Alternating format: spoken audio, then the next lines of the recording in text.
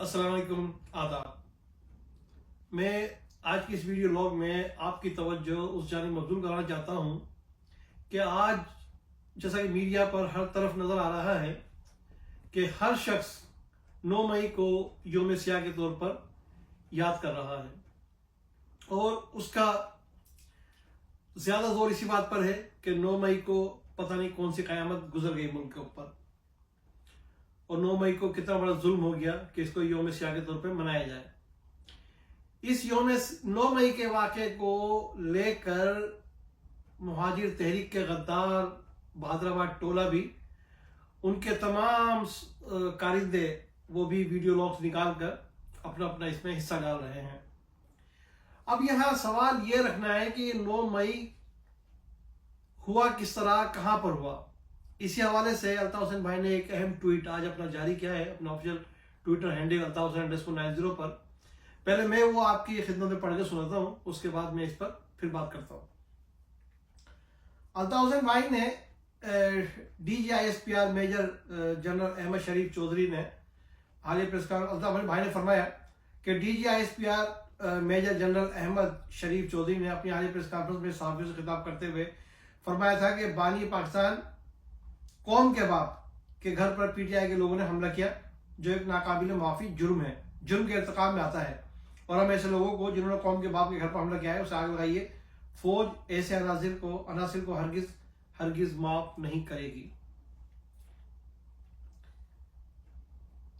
DGISPR general Ahmad شریف چودھری صاحب پاکستان کے بانی یعنی قوم کے باپ کے گھر جناح ہاؤس لاہور پر حملہ کرنے اور آگ لگانے سے بڑا جرم تو فوج کے جنرلوں نے کیا تھا۔ یہ الطاف حسین بھائی نے سوال اٹھایا کہ جناب اس سے بڑا ظلم تو فوج کے جنرلوں نے کیا تھا جب انہوں نے قائد اعظم محمد علی جناح کی وفات کے بعد ان کی رہائش گاہ پر قبضہ کیا، اور آج تک فوج کے قبضے میں ہے۔ لہذا بانی پاکستان قوم کے باپ کے گھر پر غیر قانونی اور قطعی ناجائز قبضہ کرنے کے جرم میں تمام زندہ اور وفات پا جانے والے جرنیلوں کو سرعام پھانسی دی جائے، کیونکہ انہوں نے قوم کے باپ یعنی قائد اعظم کی رہائش گاہ پر قبضہ کیا۔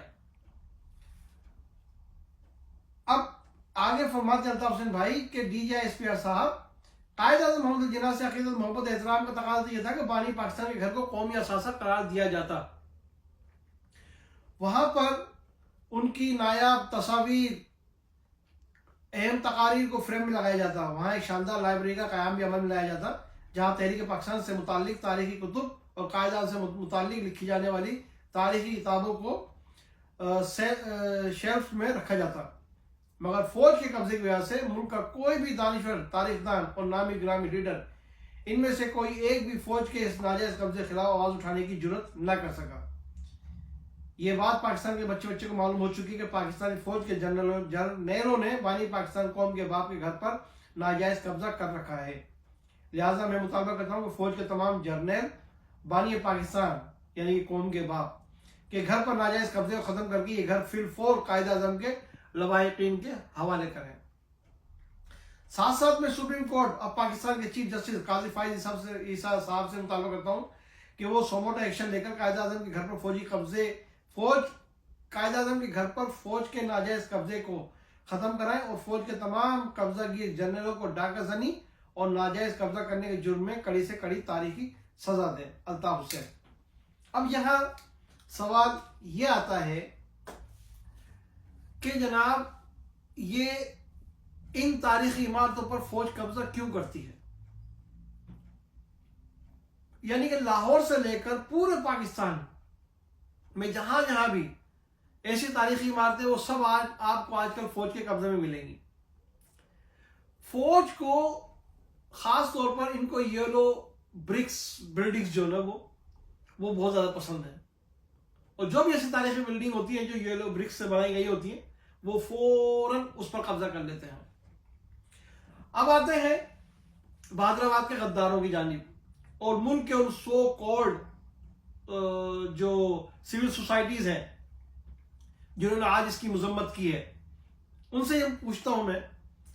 کہ کیا 1971 میں ملک کا ٹوٹنا کیا 9 مئی سے بڑا واقعہ یا ثانیہ نہیں تھا؟ تو آپ 16 دسمبر کو ہر سال 16 دسمبر کو آپ کیوں یوم سیاہ نہیں مناتے؟ اس لیے کہ وہ 16 دسمبر 1971 کو ملک فوج نے توڑا تھا۔ آپ اس بات پر یوم سیاہ کیوں نہیں مناتے کہ 16 اکتوبر 1951 کو لیاقت علی خان کو کمپنی باغ لیاقت آباد میں، جو آج کل لیاقت باغ کہلاتا ہے، وہاں پر گولی مار کر قتل کرایا ہے فوج نے، اس پر یوم سیاہ کیوں نہیں مناتے؟ آپ اس پر یوم سیاہ کیوں نہیں مناتے کہ جو 19 جون 1992 کو کراچی سمیت سندھ کے تمام شہروں میں مہاجر قوم کے اوپر، ایم کیو ایم کے کارکنان کے اوپر بالخصوص فوج نے آپریشن مسلط کیا، یہ غداران مہاجر اس دن 19 جون 1992 کو یوم سیاہ کیوں نہیں مناتے؟ یہ اس دن یوم سیاہ کیوں نہیں مناتے جب امریکن جہاز، ہیلی کاپٹرز ایبٹ آباد میں آتے ہیں،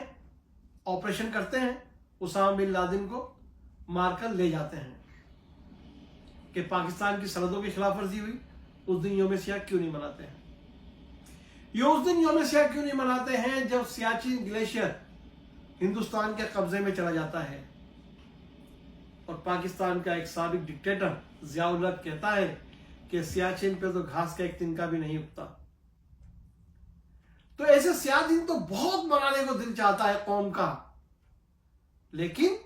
اس لیے نہیں منا پاتی کیونکہ تمام کے تمام سیاہ دن فوج کے خلاف جاتے ہیں،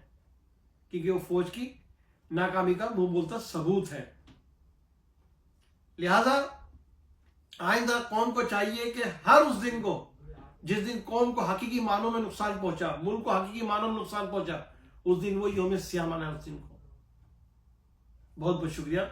جے الطاف، جے متحدہ، جے مظلوم۔